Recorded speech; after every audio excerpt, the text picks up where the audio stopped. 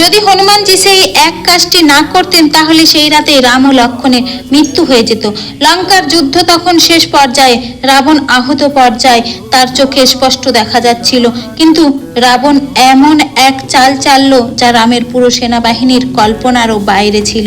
সে পাতাল লোকের মহাতান্ত্রিক সম্রাট অহিরাবণকে ডেকে পাঠালো, আর এক রাতে মায়া ও তন্ত্রের ভয়ঙ্কর শক্তি দিয়ে অহিরাবণ ঘুমন্ত অবস্থায় রাম ও লক্ষণকে অপহরণ করে নিয়ে গেল।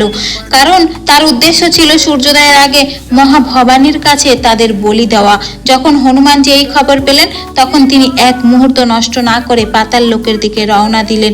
সেখানে গিয়ে দেখলেন রাম ও লক্ষণ শৃঙ্খলে বাধা রয়েছে, আর তাদের চারিদিকে পাঁচটি দিকে 5টি প্রদীপ জ্বলছে।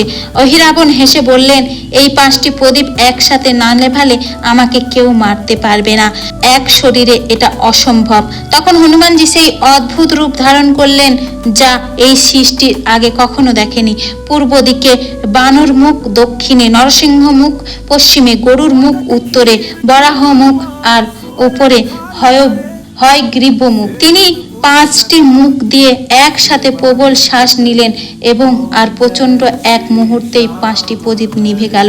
সেই সঙ্গে অহিরাবণের সমস্ত শক্তিও শেষ হয়ে গেল। তারপর হনুমানজি এক নিমেষেই তাকে বধ করলেন। এই কারণেই পঞ্চমুখী হনুমানকে চারদিকে দিব্যরক্ষক মনে করা হয়। জয় শ্রীরাম।